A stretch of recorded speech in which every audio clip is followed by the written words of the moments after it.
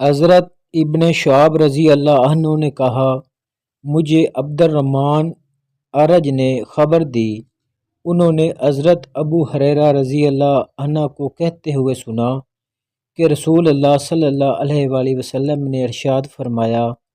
بہترین دن جس پر سورج طلوع ہوتا ہے جمعہ کا دن ہے۔ اسی دن حضرت آدم علیہ السلام پیدا کیے گئے اور اسی دن جنت میں داخل کیے گئے اور اسی دن اس سے نکالے گئے۔ حضرت ابن ابی عمر رضی اللہ عنہ مکی نے کہا، ہمیں سفیان رضی اللہ عنہ نے عبد الرحمن بن حمید بن عبد الرحمن بن عوف رضی اللہ عنہ سے حدیث سنائی۔ انہوں نے سعید بن مسیب سے سنا، وہ حضرت ام سلمہ رضی اللہ عنہ سے حدیث روایت کر رہے تھے کہ نبی صلی اللہ علیہ وآلہ وسلم نے ارشاد فرمایا، جب عشرہ ذو الحج شروع ہو جائے اور تم میں سے کوئی شخص قربانی کرنے کا ارادہ رکھتا ہو،